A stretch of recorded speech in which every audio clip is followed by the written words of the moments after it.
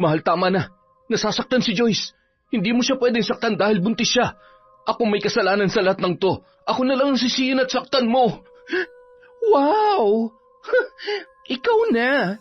Nakaka-touch naman. Napaka-protective mo, James. Magsama kayo. At itong tatandaan nyo, pagbabayaran yung kataksilan nyo sa akin. Ang tagal nyo na pala akong ginagago. Pinagmukha nyo akong tanga sa loob ng sarili kong pamamahay. Ikaw, Joyce, masaya ka ba, ha? Sinira mo ang pamilya ko? Ano? Ito bang gusto mo?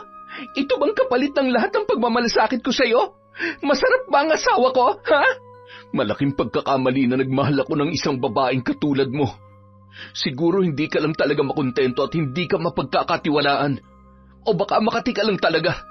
Hindi mo ba alam kung ano nawala sa akin dahil pinanindigan kita? Dahil lang sa lintik na pagmamahal ko sa'yo? Taon 2011, Quezon. Bandang 9:00 ng gabi, katatapos lamang maghapunan ni Joyce at iniligpit niya na ang kanyang pinagkainan. Nasaan na kaya si tatay? Ay, pauwi na kaya siya? Ang lakas-lakas na ng ulan. Sana naman hindi siya lasing at hindi rin mainit ang ulo niya. Kailangan ko pa namang humingi ng pera para sa mga project sa school. Sunod-sunod na naman ang bayarin eh. Ay. Nung mga oras na yun, napatakbo siya sa may pinto nang marinig ang boses ng kanyang ama na si Mang Marcel. Buksan mo itong pinto! Lintik, napakabagal mo talaga eh. Tay, pasensya na po. Masyado po kasing malakas ang ulan kaya hindi ko kayo agad narinig. Ikaw ka mo ako ng damit at tuwalya. Bilisan mo! Opo, sandali lang po, tay. Nanginginig pa ang kamay ng dalaga na iniabot sa kanyang ama ang ipinakuha nito. Sige po, magbihis na po muna kayo. Maghahain lang po muna ako ng pagkain at ipagtitimpla ko po kayo ng kape para mainitan ang sikmura nyo. Sino na sabi na gusto ko kumain at magkape, ha? Lumapit ka dito. Po? Ang sabi ko lumapit ka dito, bingi ka ba? Gusto mo na ba masaktan, ha? Yan. Kapag sinabi ko lumapit ka, lumapit ka.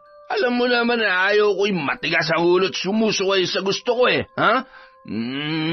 Tay, wag po. Parang awa nyo na. Wag niyo pong gawin sa akin to. Subukan mo lang pumalag. Talagang hindi lang yan ang aabuti mo sa akin. Tandaan mo, kailangan mong tumbasan lahat ng sakripisyo ko para sa pag-aaral mo. At saka huwag ka nang tumulad sa ate mong ingrata. Wala siya ibang inisip kundi sarili niya.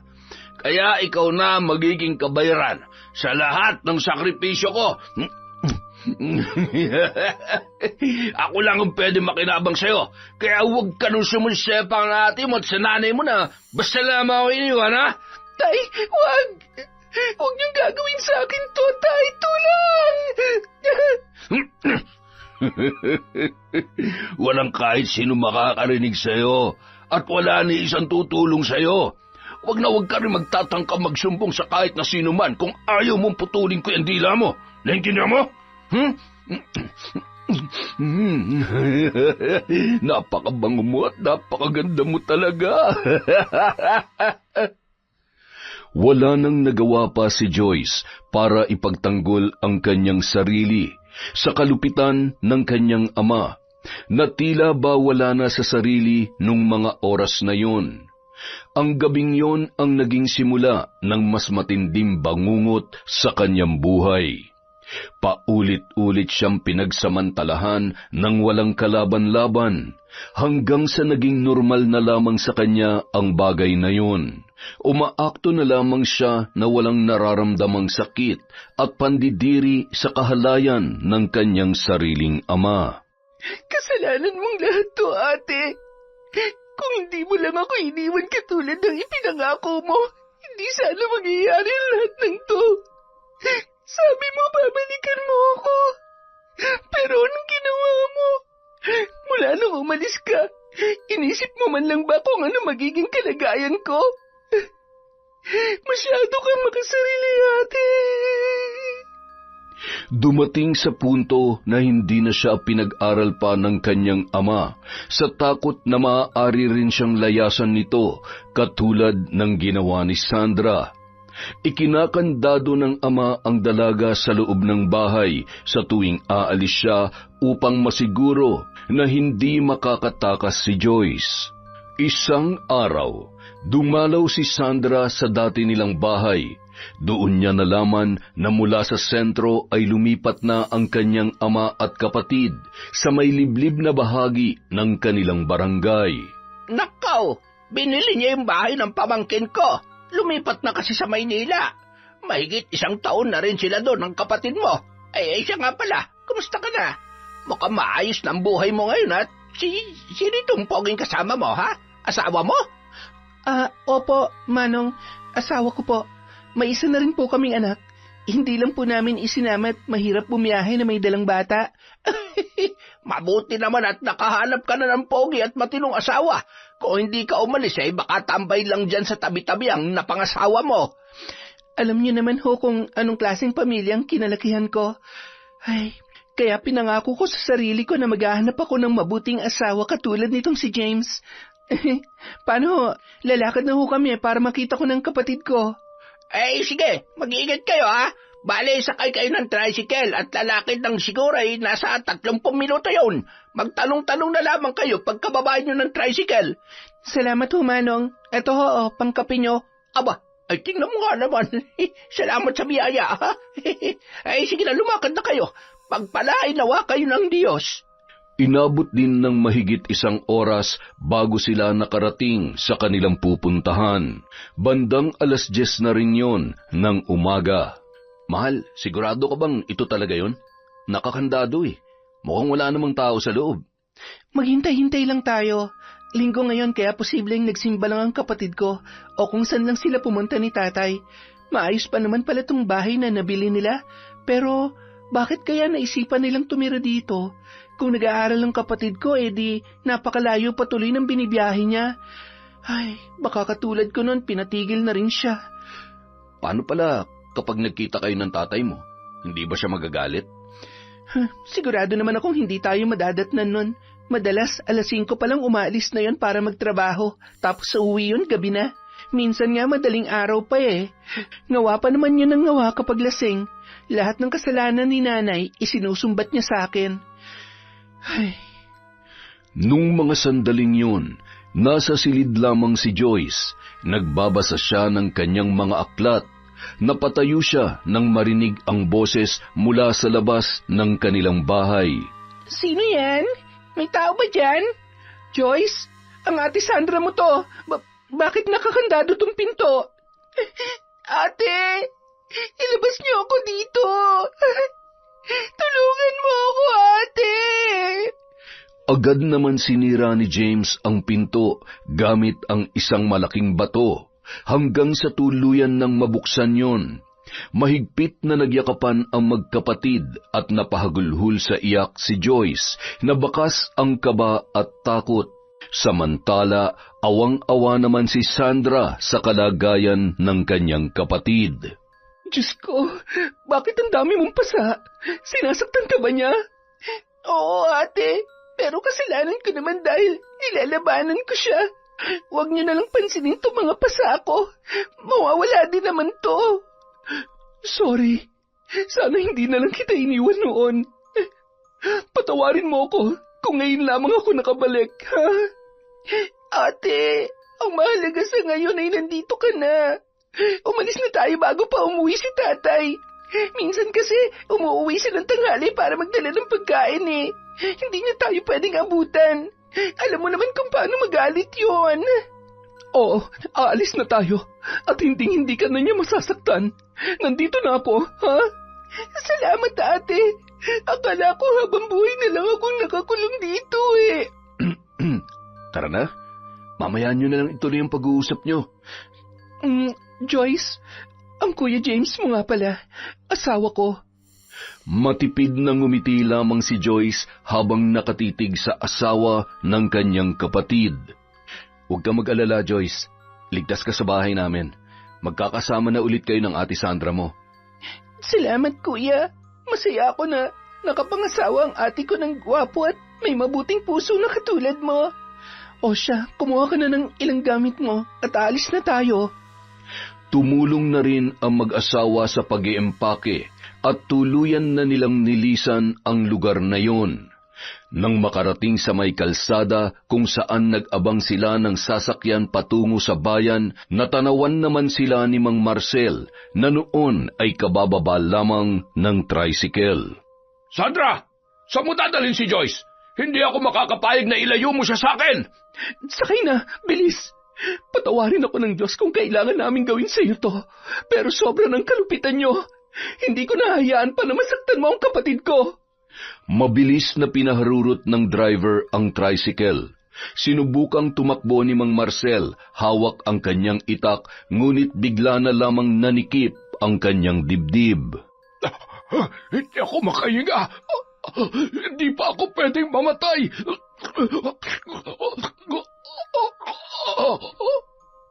Hindi na nasaksihan pa ng magkapatid ang pangyayaring yon. Sa tulong ng mga opisyal ng barangay sa baryo ay naipalibing pa rin nila ang bangkay ng lalaki. Marami ang naawa sa naging kalagayan nito, lalo na't lingid sa kanilang kaalaman ang totoo niyang kulay na naging dahilan para siya ay talikuran ng kanyang mga anak. Makalipas ang 1 linggo, naging magaan na ang pakiramdam ni Joyce. Wala na ang takot na anumang oras ay may mananakit sa kanya o di kaya naman ay pipilitin siyang gawin ang mga bagay na labag sa kanyang kalooban. Sa kabila ng lahat, pinili niyang ilihim sa kanyang ate Sandra ang tungkol sa mga kahalayang ginawa sa kanya ng kanilang ama. Nakatulala ka na naman dyan. Ay, ano bang iniisip mo?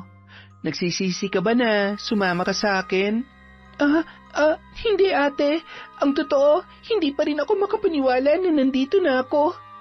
Salamat sa inyo ni Kuya, ha? Ang mga pasa mo, masakit pa ba? Gusto mo bang magpatingin tayo sa doktor? Alam mo, hindi ko lubos akalain na magagawa ka niyang saktan.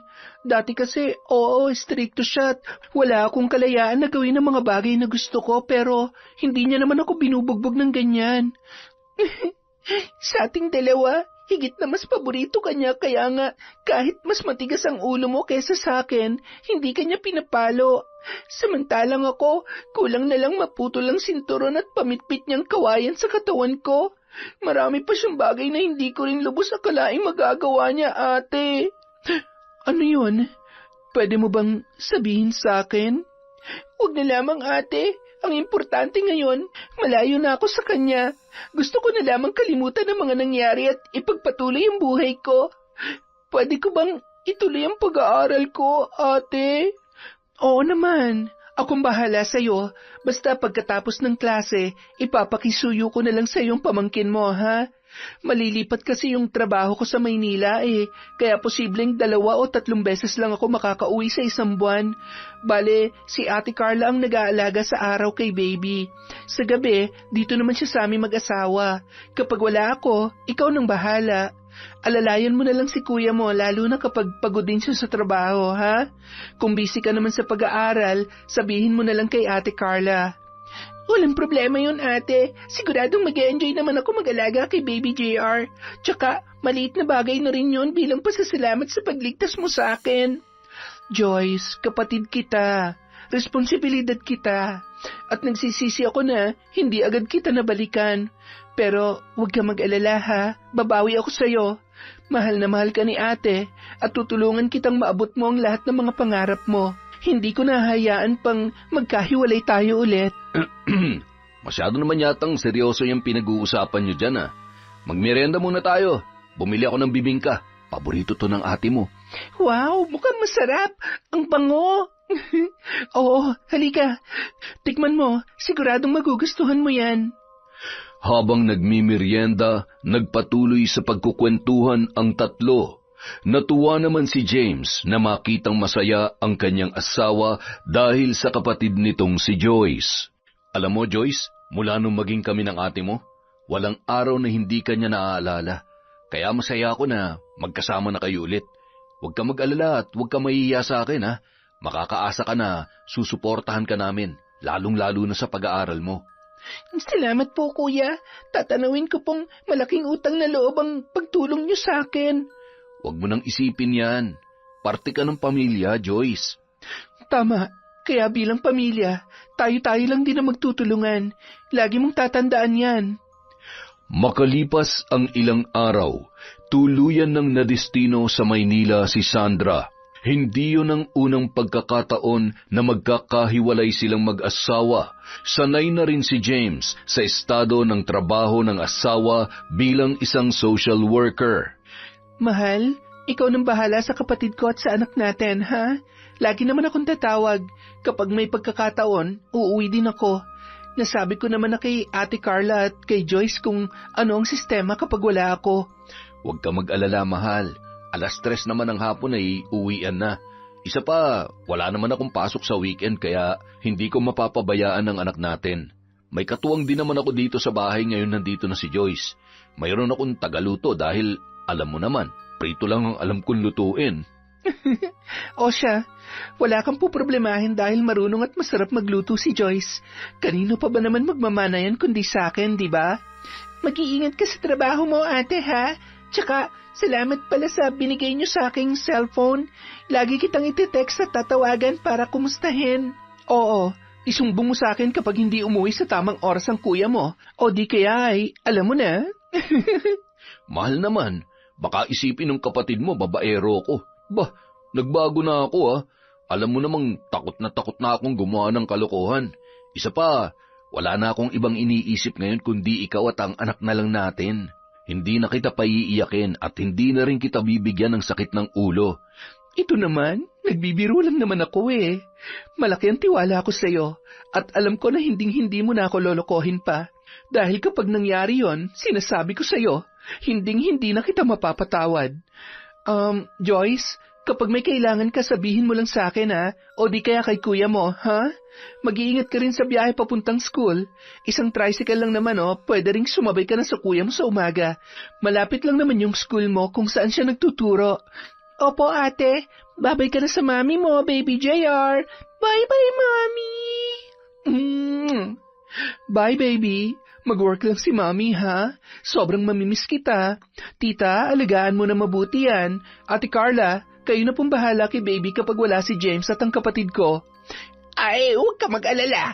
Hindi ko pababayaan ang anak mo. Ako na rin ang bahala magbantay dito sa bahay niyo at sa kapatid mo, ha? Mahirap na. Anong ibig niyong sabihin, ate? Ay, wala. Nagbibiro lamang ako.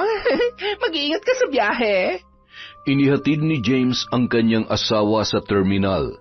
Agad naman na yung nakasakay ng bus. Masaya pa yung kumakaway habang umaandar na ang kanyang sinasakyan. Kampante ang isip at puso niya na aalis dahil natitiyak niya na nasa mabuting kalagayan ang kanyang pamilya.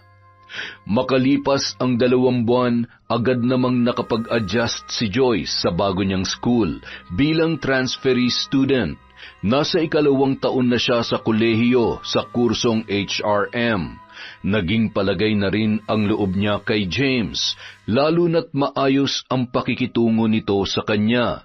Masipag din ang dalaga sa mga gawaing bahay na labis namang ikinatuwa ng mag-asawa. Isang araw, napatawag si Sandra para mangumusta. Hindi kasi siya makakauwi sa loob ng 1 buwan dahil sa dami ng mga dapat niyang asikasuhin. Ay, akala ko pa naman makakauwi ka. Miss na miss ka na namin ni Baby JR eh. Mag-iingat ka dyan. Huwag kang magpapakalunod sa trabaho. Baka nagpupuyat ka na naman masyado dahil sa paperworks mo. Huwag kang mag-alala. Hindi ko naman pinababayaan ang sarili ko dito eh. Kumusta na nga pala si Joyce? Wala naman akong masabi dun sa kapatid mo. Napakasipag mag-aral, pati na rin sa mga gawaing bahay. Masyado rin siyang maalaga sa bata. Alam mo, hindi maipagkakaila na magkapatid nga kayo. Nasaan siya? Pwede ka ba siyang makausap? Ayun, nasa balkonahe. Nagsasampay ng mga nilabhan niya. Sabi ko sa iyo maaasahan at marunong sa bahay ang kapatid mo. Teka lang Joyce, ang ate mo. Gusto ko raw kausapin. Habang nakatungtong sa isang bangko, ay iniabot naman ni James ang cellphone sa dalaga. Habang magkausap ang dalawa at patuloy na inaayos ang kanyang sinampay, hindi naman maiwasang mapatingin si James sa mahaba at maputing bias ni Joyce. Napalunuklaway na lamang ang lalaki at ibinaling sa labas ang kanyang paningin. Matapos mag-usap ang magkapatid, agad namang iniabot ni Joyce ang cellphone kay James. Magpahinga ka na pagkatapos mo dyan, ha? Kukunin ko lang si JR kay Ate Carla. Bibili na lang ako ng ulam natin para hindi ka na magluto. Kaya ko pa naman magluto, kuya. Konti lang naman tong nilabhan ko eh. Tsaka wala namang pasok bukas. Grabe, di ka ba napapagod? Baka mamaya magkasakit ka na niyan. Unahin mo yung mga gagawin mo sa school kesa sa mga gawain sa bahay. Sanay naman na po ako sa pagtatrabaho ng mga gawaing bahay at sinisiguro ko naman po na hindi ko mapapabayaan ang pag-aaral ko. Samantalahin na natin habang hindi pa ako masyadong busy. Kayo nga rin kuya ang sipag-sipag nyo rin. Mula sa maghapong pagtuturo tapos pag-uwi nyo, ang dami nyo pa rin ginagawa. Nag-aalaga pa kayo kay Baby JR. Wala kailangan Hindi naman pwedeng iasa ko na lang lahat sa'yo. Nakakahiya naman sa'yo. Ako nga pong dapat mahiya Kulang na kulang pa itong ginagawa ko sa laki ng tulong niyo sa akin ni ate. Ano ka ba? Pamilya tayo. Hindi ka katulong. Kaya wag mo masyadong pinipressure ang sarili mo. Paminsan-minsan, kailangan mo rin i-enjoy ang buhay mo. Makipagkaibigan ka. Lumabas ka kasama sila o di kaya naman isama mo sila dito para may nakakausap ka namang ibang tao. Ang bait mo naman talaga, kuya. Ang swerte-swerte ni ate sa'yo. Teka, bakit kaya hindi na lang tayo mag-enjoy mamaya? Umiinom ka ba? Nasubukan ko naman. Meron kasing tasting sa isang subject namin pero yung talagang uminom at magpakalasing, hindi ko pa yun naranasan. Talaga? Sakto. Mas masarap na magpakalasing tayo mamaya. Maaga naman natutulog si Baby JR Sige ba, game ako dyan. Basta kapag nalasing ako, hindi niyo ako pagtatawanan Huwag ka mag-alala. Behave ako kapag lasing. Kapag may tama na, idinadaan ko na lang sa tulog. Matapos ang usapang yun, agad nang naligo si Joyce at pagkatapos ay naghanda ng hapunan. Sabay pa silang kumain habang nanunood ng TV at sinusubuan naman ng dalaga ang kanyang 2 taon pa lamang na pamangkin. Nagising pa rin nung mga oras na yon. Pagkatapos kumain, agad niyang nilinisan at dinamitan ng pantulog ang bata. Kinarga niya yon at isinayaw-sayaw hanggang sa makatulog at inihiga sa kama sa silid ng kanyang ate Sandra at Kuya James. Excited na siyang pumunta sa sala kung saan naghihintay sa kanya ang asawa ng kanyang kapatid. Aba, ayos napatulog mo agad si Colette. Oo nga kuya, siguro napagod rin sa sobrang kakulitan maghapon. Teka, paupo ka muna. Kukunin ko lang yung alak na bigay sa akin ng tropa ko. Anong pulutan natin? Chichirya na lang siguro. Baka masobrahan na tayo sa karne Pagbalik ng lalaki ay daladala na noon ang alak at pulutan. Tumayo naman si Joyce at sinundan yon ng tingin ni James. Naalala niya si Sandra. Ganun na ganun din kasi ang hulma ng katawan noon nung bagong kasal pa lamang sila. Ay, ano ba nangyayari sa akin? Bakit parang ang gaan-gaan ng loob ko sa kanya at masaya-masaya ako kapag kausap ko siya? Siguro, namimiss ko lang si Sandra. Sana naman umuwi na siya kahit isang araw man lang. Joyce, nasan ka na? Marami-rami to, baka abutin tayo ng madaling araw. Heto na kuya. Ayan, kumuha lang ako ng ice cube para masarap inumin. Sa tingin ko, mas masarap kasi kapag sobrang lamig Tama ka dyan. Sige, simulan na natin to. Kung nandito lang sana si ate, mas masaya sana, no? Hindi mo ba siya namimiss? Siyempre, sobrang miss ko na siya. Mahirap kapag magkalayo ang mag-asawa. Kaya lang, tulad namin, kailangan. Pero kahit nandito yon, hindi mo yun mapapatikim ng alak. Talaga? Hindi pala umiinom si ate? Oo, ayaw na ayaw niya rin ang amoy ng alak. Kapag umuwi nga ako ng lasing, sa sala niya ako pinapatulog Ngayon ko lang nalaman na maselan pala si ate. Oo, kaya buti na lang talaga, bihirang-bihira lang akong maudyukan ng mga katrabaho ko at kaibigan ko sa inuman. Kaya bilang na bilang sa kamay ko kung ilang beses pa lang ako natulog dito sa loob ng 1 taon. Ang swerte niyo talaga sa isa't isa ni ate, no? At saka, naiintindihan ko kung bakit ayaw na ayaw niya sa amoy ng alak at sa lalaking lasenggo. Kotang-kota na kasi siya kay tatay. Oo, nakwento niya nga. Kaya ikaw, kapag nag-asawa ka na rin, mamili ka.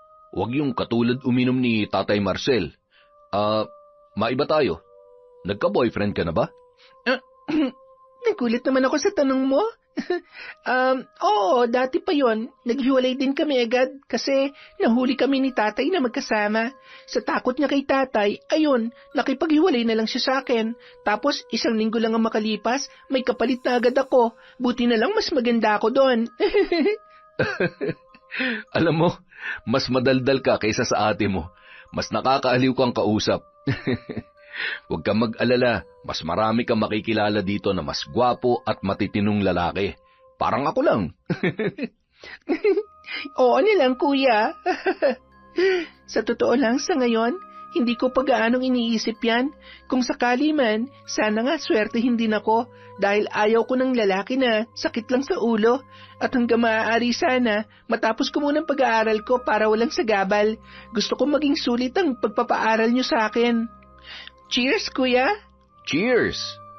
Nagpatuloy ang masayang kwentuhan ng dalawa hanggang sa tuluyan ng malasing si Joyce at bahagya na rin na may tama si James. Antibay natin Akalain mo naubos natin yon? Ano, kaya mo pa ba tumayo? Gusto mo ba alalayan kita papunta sa kwarto mo? Huwag na, kuya. Kaya ko naman Salamat Nalasing ako sa kwento mo. O baka naman dinaya mo ako, ha? Uy, hindi kita dinaya, Sadyang mas malakas ka lang uminom kesa sa akin. Oops, sabi ko hindi mo na kaya Halika na, alalayan na kita at baka matumba ka pa dyan. Mayayari pa ako sa ate mo. Inakbayan at hinawakan ni James sa tagiliran si Joyce upang masiguro na hindi yun matutumba. Dahan-dahan niya yung inalalayang humiga at hindi sinasadya na siya ay natangay at nadaganan niya ang babae. Muntikan niya ng mahagkan yun. Lalo pang nag-init ang pakiramdam ni James nang hawakan ni Joyce ang kanyang muka. Sorry. Sabi ko naman kasi sa'yo, kaya ko naman Ay, ang gwapo-gwapo mo pala talaga, kuya. Naiintindihan ko na kung bakit mahal na mahal ka ni ate. Sige na, puntahan mo na si Baby JR. Baka kasi kung ano pang magawa ko sa'yo at magkasala pa ako. Kung mag-aasalaman tayo sa gabing to, sa tingin ko, pareho naman natin kailangan at pareho tayo magiging masaya. Mapupusok na halik na nauwi sa hindi inaasahang pangyayari. Sa kalagitnaan ng mainit na tagpo, biglang naitulak ni Joyce si James nang maalala niya ang kahalayan ng kanyang ama. Ngunit nanatiling mapusok ang lalaki at tuluyan ng natangay ang dalaga. Kinaumagahan, ramdam na ramdam ni Joyce ang mabigat na paa at braso na nakapatong sa kanyang katawan. Dahan-dahan niyang iminulat ang kanyang mga mata at napalunuklaway na lamang nang maramdaman niyang wala siyang saplot. Gayon din si James na noon ay tulog na tulog pa. Shucks! Ano nangyari? Kuya, gising! Ano ba? Ang sakit ng ulo ko Bumangon ka na't magbihis. Baka mamaya pumunta si Ate Carla at makita pa tayo. Joyce? Ano nangyari? Ay, hindi na mahalaga kung ano nangyari. Huwag na lang natin isipin at basta, huwag na lang natin bigyan ng mali siya dahil pareho naman tayong lasing at hindi natin ginusto yon. Sige na. Sorry, Joyce. Hindi ko dapat ginawa yon. Hindi ko dapat hinayaang umabot tayo sa ganung sitwasyon. Kuya, please, magbihis ka na at lumabas ka na. Pumunta ka na sa kwarto niyo. Nagmamadali namang nagbihis si James at bahagyang tumalikod si Joyce habang hawak ang kanyang ulo. Ang tanga-tanga ko. Ate, sorry. Hindi mo pwedeng malaman to. At lalong hindi na pwedeng maulit pa to. Hindi na. Ay, pero anong gagawin ko? Paano ko magpapanggap na walang nangyari? Sabagay, wala naman talaga yon. Bakit kasi nagpakalasing ka pa eh? Baliw ka talagang babae ka. Buong araw, halos hindi sila nag-iimikan at nag-iiwasan ng tingin dahil sa nangyari nung gabing yun. Nang pumunta ang pinsan ni James na si Carla, napansin din niya na tila nagkakailangan ang dalawa. Okay lang ba kayo? Bakit parang ang tatahimik nyo? Parang dati naman hindi kayo maubusan ng pinagkukwentuhan. Medyo masakit lang ang ulo ko, ate. Sige po, mamamalansya na lang muna ako. Ay, sige. Dadalhin ko na muna sa bahay to, ha? Doon ko na lang papaliguan. Salamat, ate. Magle-lesson plan din muna ako para sa lessons ko this week. Habang namamalansya ang dalaga, ay muling sumagi sa kanyang isip ang nangyari sa kanila ng kanyang bayaw. Kasalanan niya. Siya naman kasi ang unang humalik sa akin eh. Pero di ba dapat tinulak ko siya o hindi ko hinayaan pa na? Ay, pwede ba, Self? Please lang, kalimutan mo na yon. Kung siya nga parang wala lang eh, di ba dapat ganun ka din? Katulad ng dati. Baka mamaya sabihin niya, affected ako sa nangyari sa amin. Kapag umuwi si ate, makakahalata siya if mapapansin niyang nagkakailangan kami. Baka mamaya biglang magtanong pa yun at madulas ang dila ako.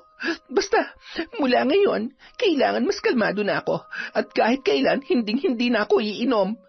Bakit ba naman kasi? Di kaya sinadya niyang lasingin ako at oh my God! Di kaya gusto niya talaga ako? Hindi pwede. Erase. Mamalansya ka na nga lang, utang na loob, Self. Huwag ka na mag-isip ng kung ano-ano. Ay. Kinaumagahan sa school, matapos ang una nilang subject, ay kasama niya ang isa sa mga irregular students na si Ethan. Yun ang nag-iisa at palagi niyang nakakasama kapag vacant hours. Alam mo, parang lutang ka today. Kanina pa ako nagkukwento eh, tango ka lang ng tango. Kapag dumugtong ka naman, parang ang layo naman sa topic. Adik ka ba? Hindi ba pwedeng may problema lang? Ano naman ang pinuproblema mo? Sabi mo, suportado ka ng ate at kuya mo. Kumpara sa akin na 3 oras lang ang tulog dahil kailangan kong pagsabay ng pag-aaral at trabaho. Di ko nga alam kung may dugo pa ako eh. Ginusto mo naman yan eh. Bakit kasi hindi ka nalang bumalik sa parents mo? Sabi mo mayaman naman kayo. Bakit ka nagpapakahirap? Kapag umuwi ako doon, lahat na naman ang gusto nilang masusunod. Gusto nga nila magpulis ako eh. Ayaw ko naman nun. Hindi naman yun ang gusto ko eh. Palibasa yung 2 kong kuya, pulis, kaya gusto nila, ako din. Ang complicated naman talaga ng mundo, no? Kahit saan ka pumunta, may puproblemahin ka. Akalain mo yon? Okay kayo sa pera, pero hindi ka naman okay sa parents mo.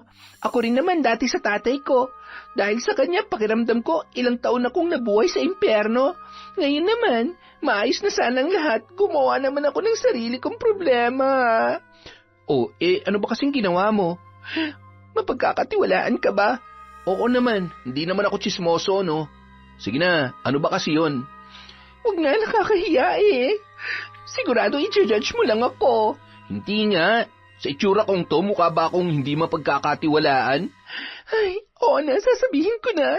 Pasensya na, ha? Wala kasi ako mapagsabihan eh. Ay, may nangyari sa amin ni Kuya nung nakaraang gabi. Ano? Yung kuya mo, asin yung asawa ng kapatid mo? Ano ka ba naman? Asawa ng kapatid mo tapos pinatulan mo? Teka nga, akala ko ba hindi mo ako husgahan? Ang ingay-ingay mo, anong tawag dyan, ha? Ay, lasing kami pareho. Nawala sa sarili, natangay, at ayun, na-chuk-chak. Chenis ka dyan. Naku, malaking problema nga yan. Siguraduhin mo lang na hindi mauuwi sa kung ano yan dahil kapag nagkataon, malaking gulo yan.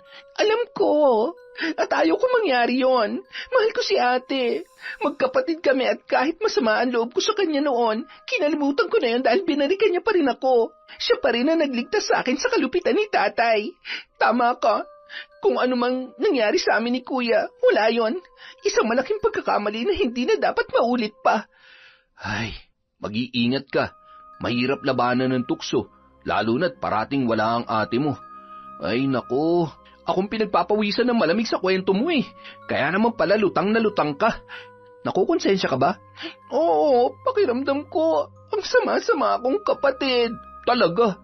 Ano na lang ang mararamdaman ng ate mo kapag nalaman niya yan? Tama na. Huwag ka mag-alala. Gagawin kong lahat para iwasan si Kuya kapag wala si ate. Ano kayang iniisip sa akin ni Kuya James? Sa tingin mo? Aba, malay ko. Baka naman sadyang mahilig sa babae ang kuya mo. Sa susunod, kung alam mong di mo kayang kontrolin ang sarili mo kapag lasing, huwag ka na lang tumikim ng alak. Oo na, itiko mo yung bibig mo ha? Kung hindi, lagot ka sa akin.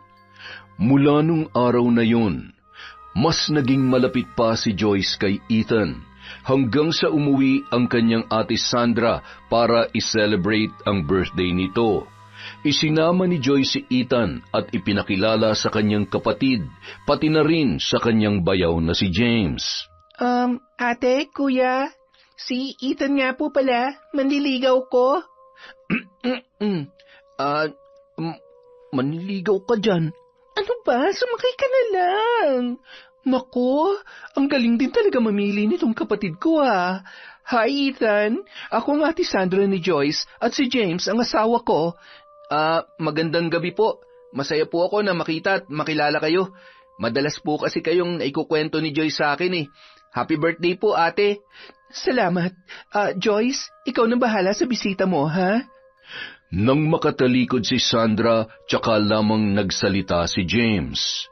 Araw-araw kami magkasama sa loob ng ilang buwan pero ngayon ko lang nalaman na may manliligaw pala tong si Joyce. May plano ka na bang sagutin siya kaya pinakilala mo na sa amin? Siguro kung ano man ang maging desisyon ko sa panliligaw niya sa akin, hindi ko naman kailangang i-detalye sa'yo. Excuse me, halika Ethan, doon tayo para magkausap naman tayong dalawa. Bakas sa mukha ni James na hindi siya masaya na makitang may kasamang ibang lalaki si Joyce. Sinundan niya pa yon ng tingin nang lumipat sila ng pwesto. Kitang-kita niya kung paano inaasikaso ni Joyce ang binata. Ay, bakit ba ako nagsiselos? Ano naman kung magka-boyfriend na siya? Mas mabuti na yun kesa mahulog din ang loob niya sa akin. Pero wala lang ba talaga sa kanya yung nangyari sa amin? O ginagawa niya lang to para iwasan at pagselosin ako? Ay, hindi ko na maintindihan ang nararamdaman ko. Naguguluhan ako. Mahal kong asawa ko at hindi ako maaaring magmahal pa ng iba. Lalong-lalo nang mali ang mahulog ang loob ko sa kapatid niya. Samantala, pasimpleng nakatingin si Ethan sa noon ay hindi pa rin mawala ang tingin sa kanila na si James. Parang gusto na akong suntukin ang asawa ng ate mo. Ano ba kasi naisip mo ha? Gusto mo pa yata akong ipahamak eh. Gusto ko lang naman na makachibog dito eh. Ito naman, Chusy pa. Wala naman mawawala sa'yo. Manliligaw pa lang naman. Malay mo naman, magbago ang ihip ng hangin tapos ma-fall ka sa'kin. Liligawan mo na nga ako at magiging girlfriend mo na ako. Ay, oo na lang. Kumain na tayo. Kanina pa ako nagugutom eh. Sarap nito ah. Ate mo nagluto ng lahat ng to?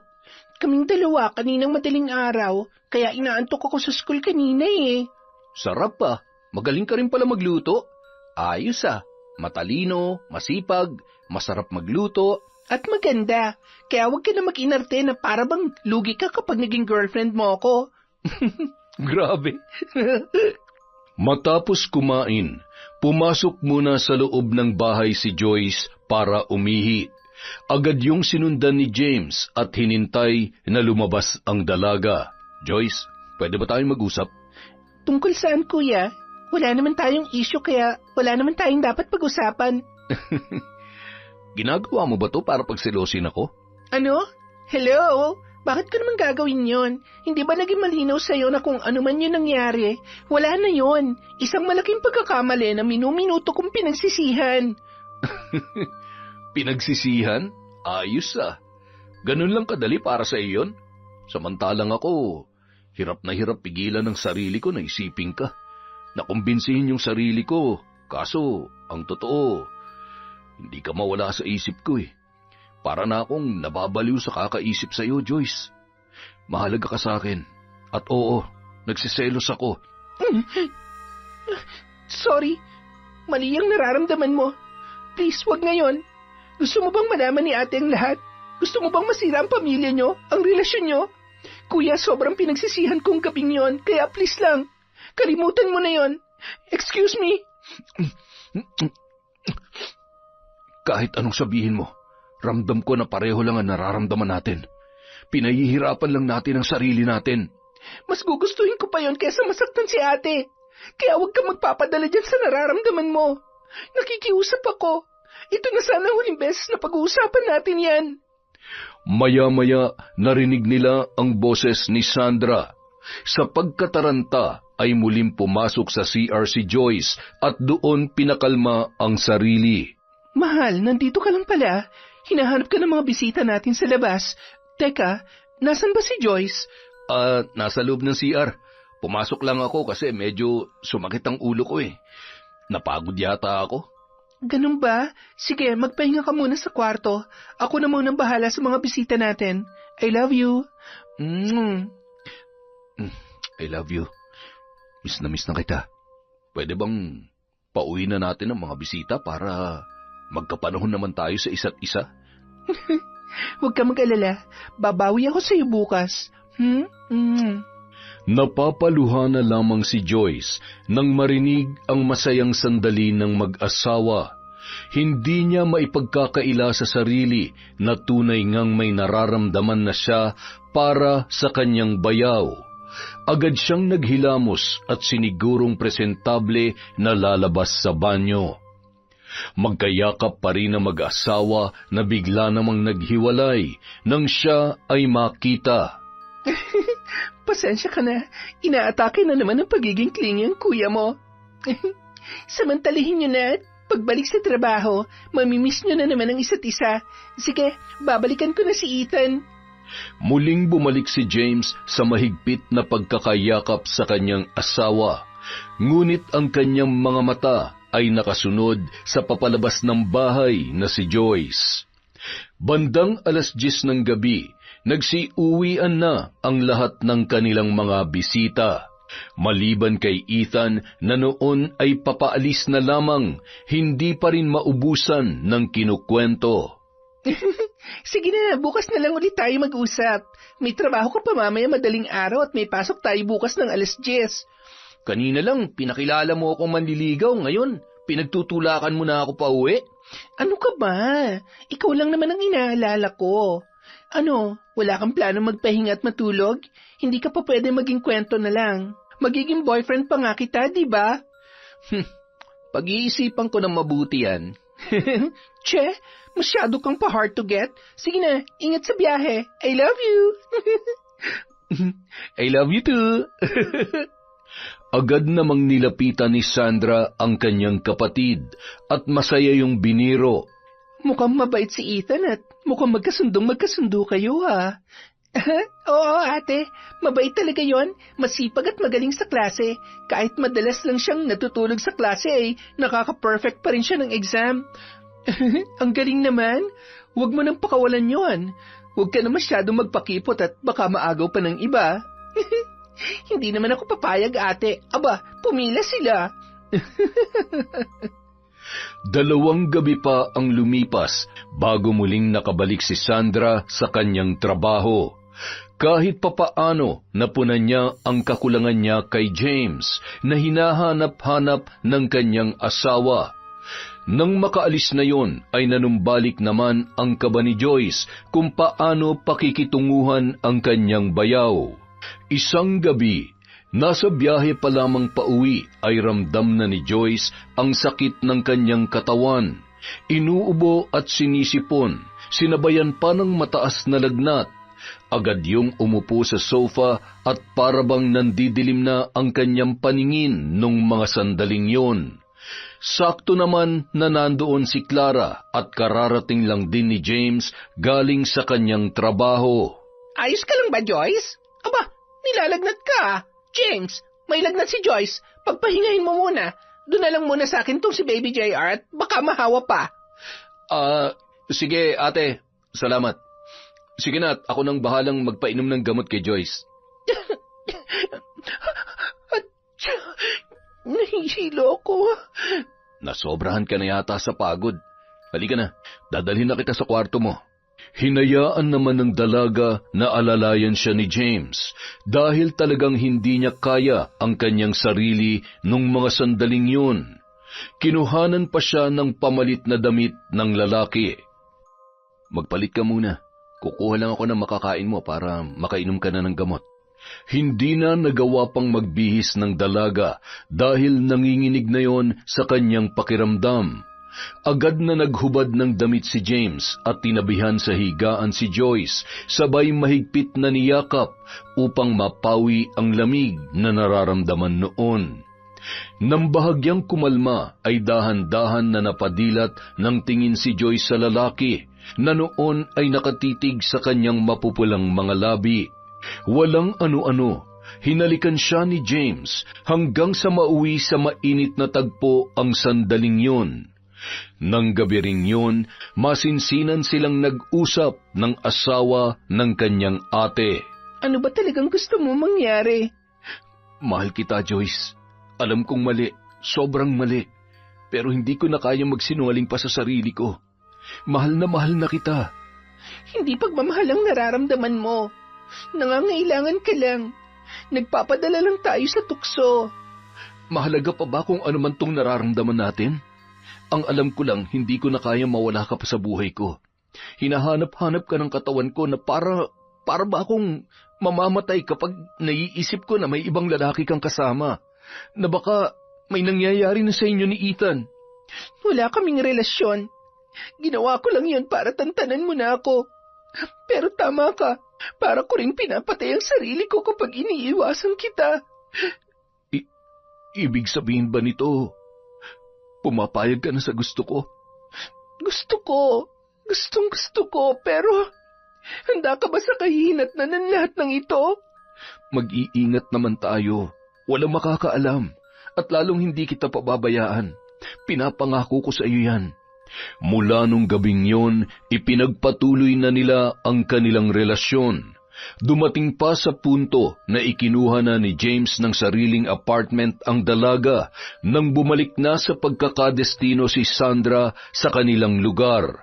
Malaya namang nakakapunta doon si James kapag nagpapahatid si Sandra ng pera at grocery. Isang araw, habang papalabas ng opisina si Sandra ay tinawag siya ng matanda na binibilhan niya ng kakanin. Ano po yun, Lola Babes? Ay, nakita ko kasi yung asawa mo na laging nagsusundo sa'yo. May kasamang babae at wari ko'y buntis. Mga nasa 4 na buwan na ang kanyang tiyan. Lola naman, pinapakaban niyo naman po ako. Baka naman po kamukha lang ng asawa ko yon. Hindi, ilang beses ko na siyang nakita at sigurado ako doon. Heto, may katibayan ako. Pasensya na, muntik na maging malinaw ang kuha kong litrato. Kilala mo ba ang babaeng yan? Si Joyce. Buntis siya? Paano hindi sinasabi ni James ang lahat ng to? Pinagtatakpan niya bang kapatid ko? Kaya pala biglang nagrenta ng apartment dahil nabuntis ba siya ni Ethan? Nararamdaman ko na may kalokohang ginagawa ang asawa mo. Pasensya na pero ni minsan hindi pa ako nagkamali ng kutob. Marunong ako magbasa ng isip ng isang tao. Huwag kang magpapabulag sa pagmamahal at labis na pagtitiwala mo, Sandra. Nung mga sandaling yun, ayaw man mag-isip ng masama ni Sandra sa kanyang asawa at kapatid. Nakaramdam siya ng labis na kaba at panghihina. Hindi ko alam kung ano magagawa ko sa oras na malaman ko na. Huwag kang umiyak. Sa ngayon, mas makabubuting alamin mo muna ang katotohanan. Ikaw ang makakasagot ng mga tanong sa iyong isipan. Huwag mong hayaang lokohin ka ng kahit na sino man. Kapag napagtanto mo na tama nga ako, bumalik ka sa akin at tuturuan natin sila ng leksyon. Buong araw na balisa sa trabaho si Sandra. Umuwi na lamang siya ng maaga para alamin ang katotohanan. Mahal, daanan mo naman si Joyce mamaya, oh. Bilhan mo ng kung anong kailangan niya at abutan mo na rin ng pera. Papalitan ko na lang pagdating natin sa bahay. Mahal, ako nang bahala. Anong oras ka ba uuwi? Susunduin na lang kita. May lakad ako pagkatapos ng trabaho eh. Siguro, 10:00 mo na ako sunduin sa bayan. Doon na lang tayo magkita, ha? Okay, sige Han. I love you. Oh, pinatay agad? Ay, ayos. Magkakaroon din ako ng mahaba-habang oras sa mag-ina ko. Miss na miss ko na siya at siguradong nagtatampo na naman yun. Samantala, nung mga oras na yun, nasa biyahe na si Sandra sakay ng tricycle papunta sa address na binigay ni Lola Babes. Nang makarating siya doon, bandang 8:00 na ng gabi, agad niyang nakita ang motor ng kanyang asawa. Ang kapal ng muka, kaya naman pala nagtatanong kung anong oras ako uuwi dahil may planong mag-overtime. Diretsyong pumasok si Sandra sa loob ng apartment. Nakita niya pa ang polo ng kanyang asawa sa sahig na agad niyang dinampot pati na rin ang sinturon nito. Nanginginig na ang kanyang kamay sa sobrang galit, lalo na nang marinig ang mga halinghing mula sa isang silid. Sinipa niya ng malakas ang nakaawang na pinto at bumulaga sa kanya ang kapwa hubot-hubad niyang asawa at kapatid. Mga walang hiya! Ang bababoy niyo! Paano niyo nagawa sa akin to? Lalo ka na! Kapatid kita! Napakalandi mo! Napakawalang hiya mo! Mahal, tama na! Nasasaktan na si Joyce! Hindi mo siya pwedeng saktan dahil buntis siya! Ako may kasalanan sa lahat ng ito! Ako na lang ang sisihin at saktan mo! Wow! Ikaw na! Nakaka-touch naman! Napaka-protective mo, James! Magsama kayo at itong tatandaan nyo, pagbabayaran yung kataksilan nyo sa akin. Ang tagal nyo na pala akong ginagago. Pinagmukha nyo akong tanga sa loob ng sarili kong pamamahay. Ikaw, Joyce, masaya ka ba, ha? Sinira mo ang pamilya ko? Ano? Ito bang gusto mo? Ito bang kapalit ng lahat ng pagmamalasakit ko sa'yo? Masarap ba ang asawa ko, ha? Ate, sorry, patawarin mo ako. Hindi ko sinasadya. Hindi sinasadya? Talaga ba? Sana pala, kinalimutan na lamang kita. Sana, pinabayaan na lang kita. Malandi ka naman pala, kaya siguro sinasaktan ka ni tatay. Dapat hinayaan na lang kitang nakakulong sa bahay na yon. Oo nga, sana nga talaga hinayaan mo na lang akong mapatay ni tatay. Pinagsasamantalaan gabi-gabi at pinubugbog araw-araw. Sana hinayaan mo na lang ako at di mo na ako binalikan pa dahil matagal niya nang sinira ang buhay ko. Pinlano mo ba lahat ng ito? Yun ba dahilan kung bakit sinira mo rin kami? Ha? Yun ba? Bakit ba ako lang ang sinisisi mo? Umiwas ako. Maraming beses kong sinabi sa sarili ko na hindi pwede. Ang asawa mong mapilit. Kasalanan niya lahat ng ito. Hindi totoo yan. Maniwala ka sa akin, mahal. Inakit na lang ako, kaya tama na. Pareho lang kayong sinungaling. Hindi niyo na malulusutan pa ang kasalanan niyo sa akin. Magsama kayo sa impyerno. Isa sa mga araw na ito, pagbabayaran niyo lahat ng ginawa niyo sa akin. Lumuhod man kayo, gumapang at magmakaawa. Hindi ko kayo patatawarin. Tandaan niyo yan. Pagkatapos noon, agad na ring umalis si Sandra. Susundan pa sana siya ni James nang bigla namang namilipit sa sakit si Joyce, kasabay ng pagdaloy ng dugo sa kanyang mga binti. Ang sakit ng tiyan ko. Dugo. James, dinudugo ako. Ang baby ko. Kailangan kitang dalhin sa ospital. Huwag ka mag-alala. Walang mangyayaring masama sa baby natin. Kasalanan mo to. Hindi ito'ng tamang panahon para magsisihan pa tayo. Ngayong alam na ng ate mo ang lahat, kailangan na lang natin itong panindigan. Alam ko namang hindi niya ako mapapatawad pa.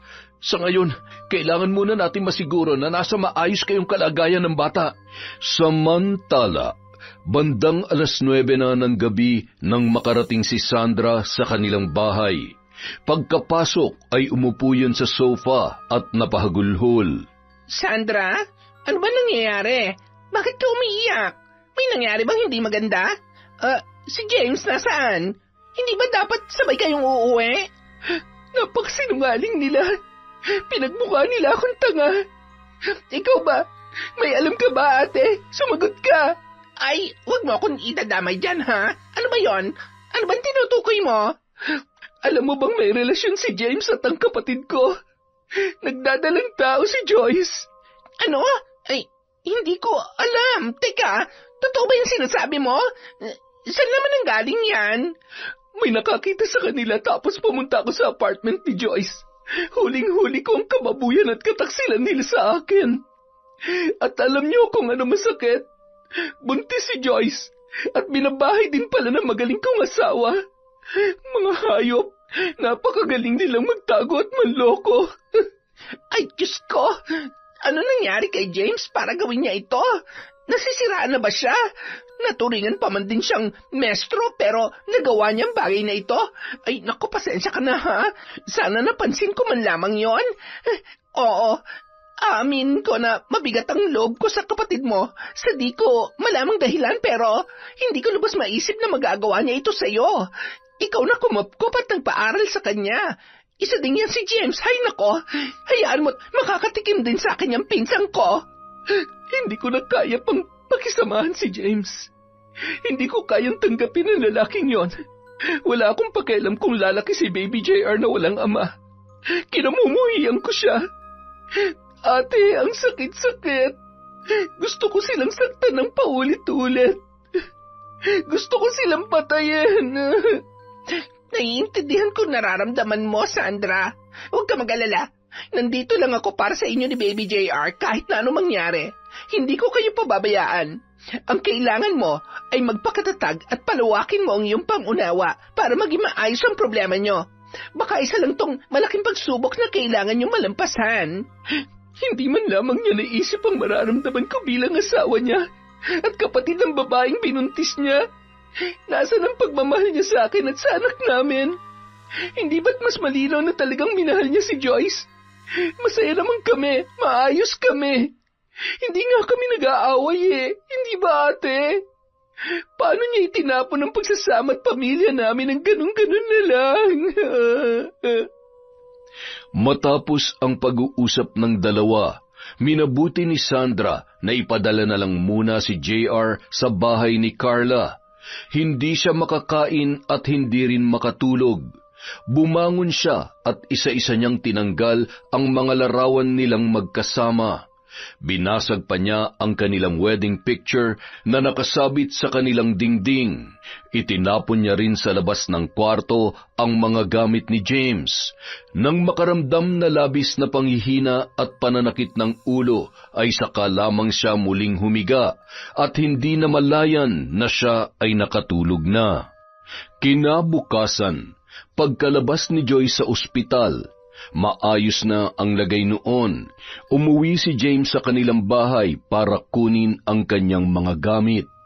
Nung mga oras na yun, nakapagdesisyon na siya na iiwan na si Sandra para kay Joyce at sa batang dinadala nito. Nandito ko para... Huwag ka na magpaliwanag pa. Alam ko na yan. Sa katunayan, ipinag-impake na kita. Ayun ang lahat ng gamit mo. Makakaalis ka na. Mula ngayon, tinatanggalan na kita ng karapatan sa anak ko. Teka, hindi naman yata tama yun. Ako pa rin ang tatay ni Baby JR at kahit anong mangyari, may karapatan ako na... Mamili ka. Ipaglaban niyang karapatan mo o matanggalan ka ng trabaho. Alam mo kung anong pwedeng mawala sa'yo, kaya huwag mong sasagarin ang pasensya ko.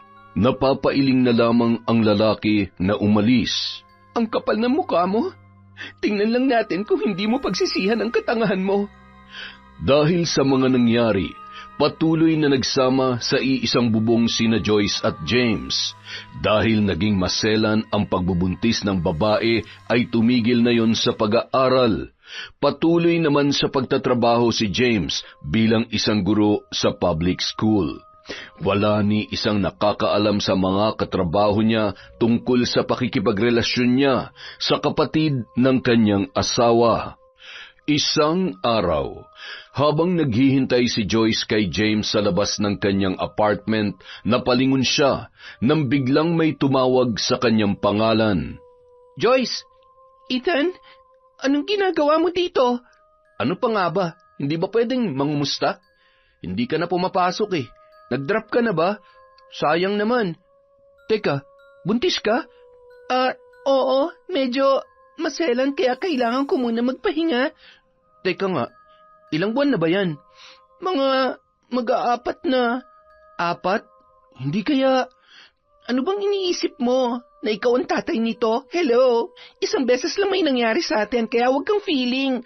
Pero sabi mo, hindi ka safe nung araw na yun, kaya hindi nga ikaw ang tatay nito, ang kulit mo. At kung sakali man, hayaan mo na. Handa naman si James na panindigan to eh. Isa pa, alam ko naman na hindi ako ang tipo ng babae na gusto mo. Pero kung ako nga ang tatay niyan, handa naman akong panindigan ng pagiging ama ko sa kanya. Ethan, huwag mo nang guluhin ang buhay ko. Okay na eh. Ay, ano ba naisip mo? Talagang tuluyan mo nang sinira ang pamilya ng ate mo. Pambihira naman para ka naman mauubusan ng lalaki sa ginagawa mo eh. Pasensya ka na. Alam mo, hindi mo naman maiintindihan kaya huwag ka nalang mag-comment ng kung ano-ano. Nagmahal lang naman ako eh. Sige na, umalis ka na at baka maabutan ka pa ni James kung ano pang isipin nun. Ay, oo, sige na. Aalis ako. Pero sa isang kondisyon, gusto kong masiguro kung ako o hindi ang tatay ng batang yan. Oo na, sigurado naman ako hindi. Kaya sige na, pagbibigyan kita basta ikaw ang gagastos ha. Handa akong humingi ulit ng tulong sa parents ko para lang malaman ng totoo. Hindi naman ako papayag na ibang tatay ang kilalanin na magiging anak ko kung sakali. Mula nung araw na yon, naging madalas nang muli ang pagkikita ni na Joyce at Ethan. Yon ang palagi niyang kasama sa pagpapacheck up hanggang sa lumabas ang resulta ng prenatal DNA test. Sabi ko sa iyo eh, Ethan, hindi pwede to. Ano na lang ang mararamdaman ni James kapag nalaman niya na hindi pala siyang tatay ng baby ko? Iniwan niya ang asawa niya at anak niya para sa akin, para sa amin ng bata. Bah, hindi naman ako papayag na mawalan ako ng karapatan dahil lang ayaw mo masaktan ng James na yon. Nakikiusap ako, Ethan. Gagawin ko ng paraan para makasama mo siya pero hindi pwedeng malaman ni James to. Baka mapatay niya ako. Hindi ko alam kung kaya kitang pagbigyan dyan sa hinihiling mo pero susubukan ko. Sige na, pumasok ka na. Sasamahan ulit kita sa susunod na check-up mo. Bye, baby. Nung mga oras na yun, mula sa bintana kung saan nakatayo si James ay kitang-kita niya ang pag-uusap ni na Joyce at Ethan. Napakuyom pa siya ng kanyang palad nang makita na hinagkan ng lalaki ang tiyan ni Joyce. Nang makapasok si Joyce sa loob ng bahay, namutla ang kanyang labi at muka nang makita niya na nasa harapan niya ang lalaki. Oh, bakit namumutla ka?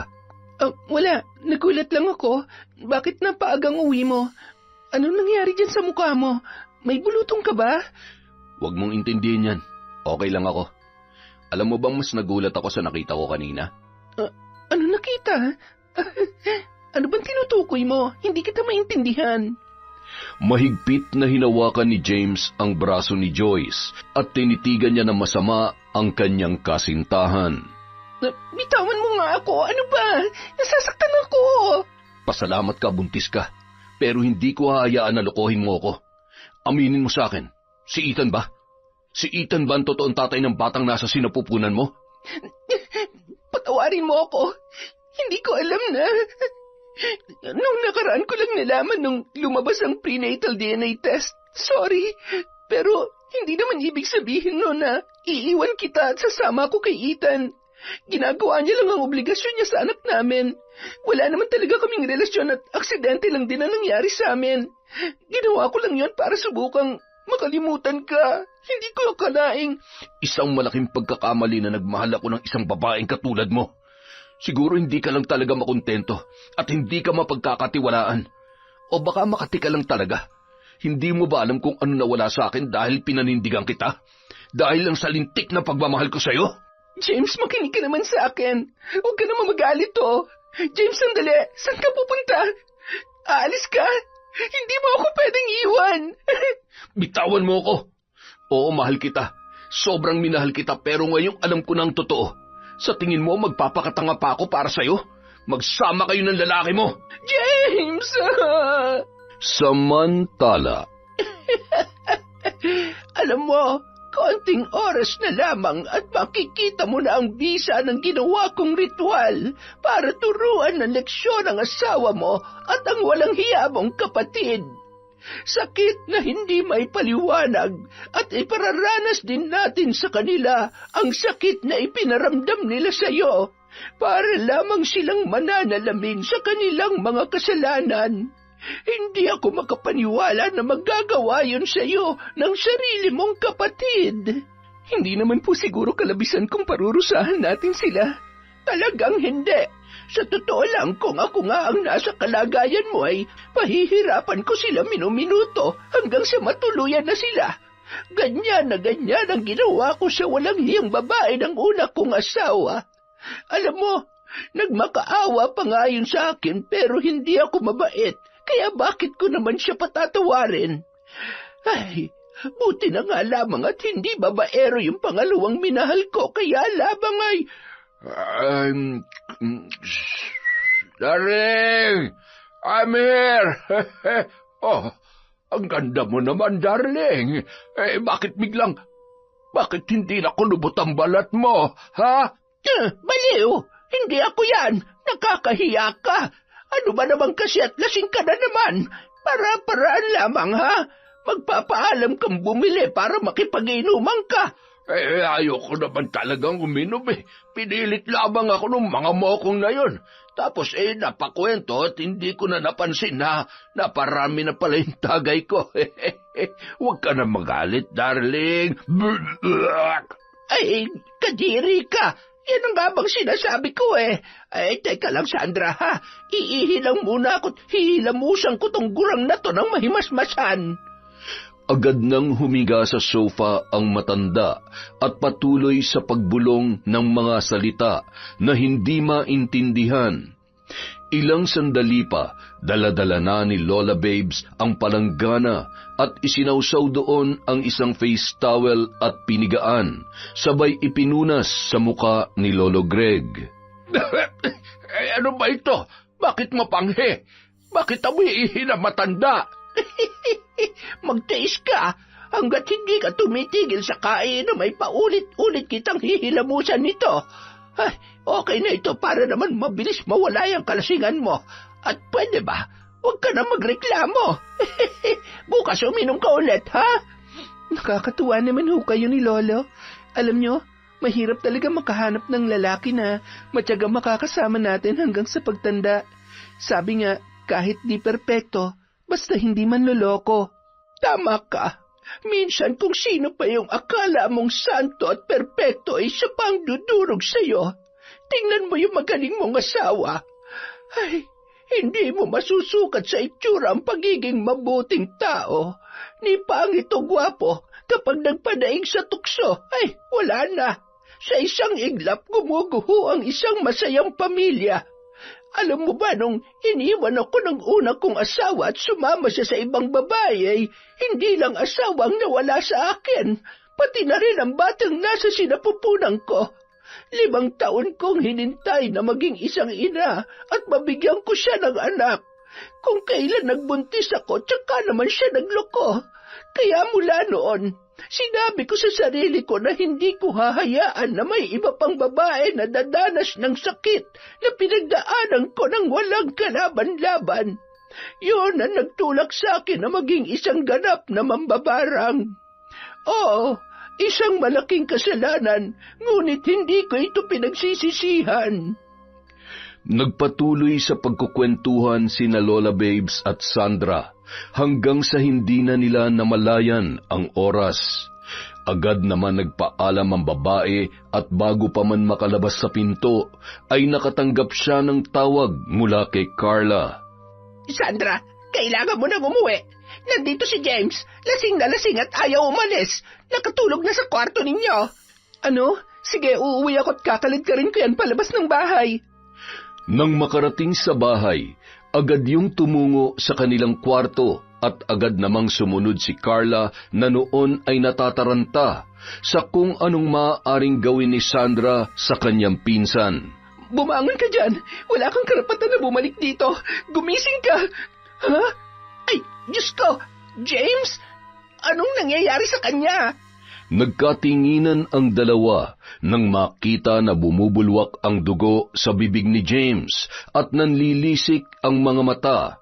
Punong-puno ng malalaking butlig at puro nana ang kanyang muka. Napaatras si Carla nang hawiin ang damit ng kanyang pinsan. May mga butas ang tiyan at may tumatalon na malalaking uod mula sa loob. Ilang sandali lamang ang lumipas, tuluyan ng nalagutan ng hininga ang lalaki. Bakit ako masasaktan sa pagkawala mo? Hindi mo nga inisip kung anong mararamdaman ko eh. Bayad ka na sa utang mo sa akin at sa anak mo.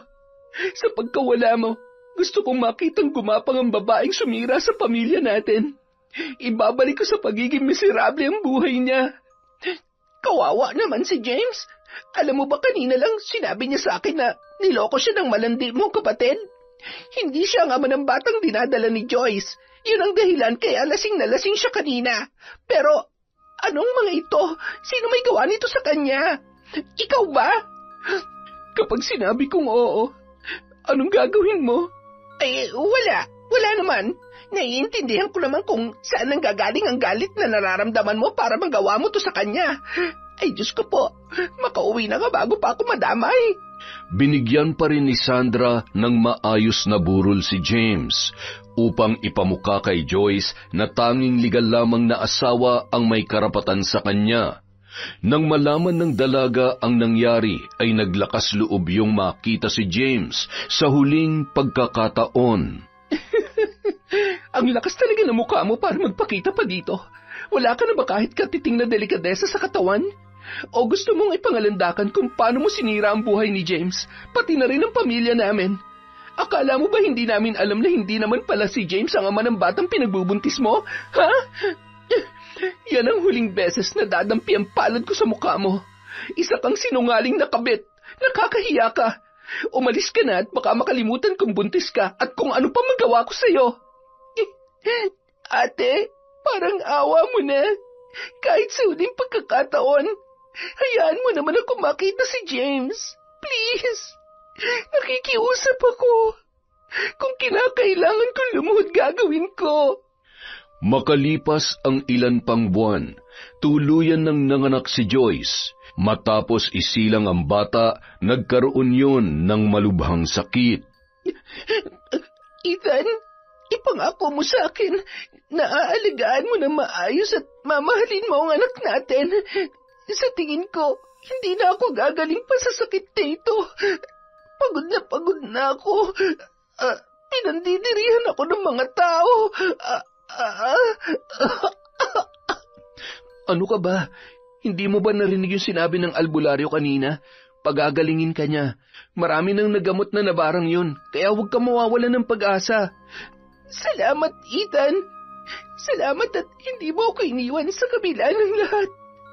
Kahit maraming dahilan para ayawan ng isang babaeng katulad ko, nandyan ka pa rin. Hindi ko alam kung bakit sa kabila ng mga kasalanan ko ay binigyan niya pa rin ako ng lalaking magmamahal sa akin ng totoo. Samantala, masyadong malakas ang kapangyarihan ng albularyo na yon para matanggal ang sumpa sa katawan ng babaeng higad. Gusto mo bang gawan natin ang paraan? Huwag na ho, Lola. Panahon na rin siguro para palayain ko rin ang sarili ko sa galit. Gusto ko na makalimot at magkaroon ng masayang buhay kasama ang anak ko. Ayaw kong dumating sa punto na mawawalan na ako ng kakayahan na magmahal dahil lamang sa maling tao. Salamat po, Lola, sa lahat ng tulong niyo sa akin. May isa lang po sana akong hihilingin. Pwede po bang sa bahay na namin kayo tumira para naman ho hindi na kayo nahihirapan dito? Ang dami na hong tumutulo eh. Ay, nako, iha. Wala kaming pambayad sa upa. Lola, hindi niyo naman ho kailangan magbayad eh. Pamilya na ho ang turing ko sa inyo. Isa pa, matutuwa ho si Baby JR at si Ate Carla kung may makakasama sila sa bahay kapag po nadedestino ako sa malayo. Abay, mag-e-empake na ako, darling. Matagal na natin pangarap na tumira sa magandang bahay. Ito talaga kahit kailan ay napakakapal ng muka. Ay, napakaganda ng ngiti mo. Masaya ako na makita kang ganyan. Tama ka. Panahon na para kalimutan ang nakaraan at magpakasaya na lamang tayo sa ating buhay. Makalipas ang 5 taon, magkasamang pumunta sa simbahan ang mag-inang sina Sandra at JR. Gayon din ang bagong kasintahan nito na si Daniel. Mababakas ang magandang ngiti sa mukha ni Sandra habang pinagmamasdan ang kanyang anak at ang kanyang bagong kasintahan. Labis siya nagpapasalamat na hindi man yon ang tunay na ama ni JR ay naaalagaan niya ng tama ang bata at naipakikita ang tunay na pagmamahal dito. O dahan-dahan lang, ha? Dada, pwede niyo po ba akong kargahin sa likod? Anak, huwag mo na masyadong kulitin ang dada mo. Han, tara na. Kumain na muna tayo at nagugutom na ako. Yay! Gusto ko po fried chicken, french fries, tsaka ice cream. Sige, magpakabusog tayo. Tapos mamaya, maglalaro naman tayo maghapon. Talaga po? Yay! Habang naglalakad ang tatlo, ay nakasalubong nila si Joyce kasama si Ethan at ang batang babae na nasa 5 taong gulang na. Nagtama ang tingin ng magkapatid, ngunit tiningnan lamang yon ni Sandra na parang hindi niya kilala. Nang makalayo na sila, ay muli niya yung nilingon. Sa kabila ng lahat, masaya pa rin akong makita na maayos ang buhay niya. Buti naman at nagtanda na siya. Sana maging mabuting ina siya at asawa. Huwag niya na sanang hayaan na matulad sa kanyang anak niya. Han? Okay ka lang? Oo naman. Sobrang masayang-masaya lang ako. Alam mo, sa dami ng masasakit na pinagdaanan ko, hanggang sa ngayon, hindi pa rin ako makapaniwala na kaya ko pa palang magmahal ulit. Na kaya ko pang magtiwala. Salamat dahil pinasasayo mo si JR. Bagay na hindi niya naranasan sa kanyang ama. Huwag ka mag-alala. Konting panahon na lang, magiging ganap na tayong mag-asawa. Dito mismo sa simbahan na to, kung saan tayo nagkakilala. Yung araw na halos isumpa mo na lahat ng lalaki sa mundo. Oo, naalala ko pa. At hanggang ngayon, nasa akin pa rin yung panyo. Grabing magbiro ang tadhana. Talagang pinaiyak niya muna ako at hinayaang masaktan bago kanya binigay sa akin. Mula nung araw na nakita kitang umiiyak, ipinangako ko sa sarili ko na gagawin kong lahat para maibalik ko yung magaganda mong ngiti. Mahal na mahal kita, Sandra. Kayo ni JR. At hindi na ako makapaghintay na maging kuya ang panganay natin. Mama, dada ako rin.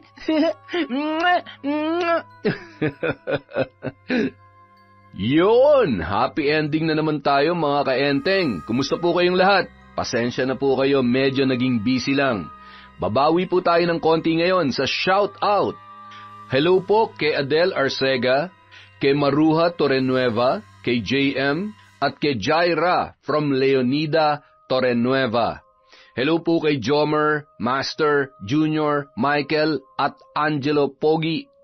Hi din po kay Sydney Crosswind, kay Merlinda Fernandez from Jordan, kay JJ na office mate ni Mirna Castro, at sa lahat po ng office mates nyo, mabuhay po kayong lahat dyan. Hello po kay Rafael Canabe, kay Tata, kay Vicky Abut, kay Vilma Bautista, sa Galindez at Ramos family from Peter Tom. Hello po kay Teresita Fabro. Happy birthday po kay J.R. Tala. Hi po kay M, kay Ruby Rose, kay Jenmer Garcia. Happy birthday din po kay Antonio Pasakay. Pasensya na po, sobrang late na, pero it's better late than never, sabi nga nila. Hi din po kay Kurt Mina, kay Jen V. Mora, kay Zenaida Deza, kay Jobel Baldonasa, kay Ellen Mi Solaba, kay Angelina Ignacio. Hello din po kay Mary Jane Flores Rico, kay Sally Roldan, sa Camerino at Falyarcuna family from Edna. Hi po kay Pureza Tagiwalo, kay Beverly Carbajosa, kay Christine Guevara from Lebanon. Hi po kay Ibad Sandy, kay Lani Malyari, kay Jennifer Save or Save. Hi din po kay Mir from Imus Cavite. Hi po kay Angie Estrada, Mamiliana Nalugon at Judith. para po sa hindi natin nabanggit, marami pa po tayong videos. Babawi po tayo sa shoutout sa Kwentong Enteng. Thank you po.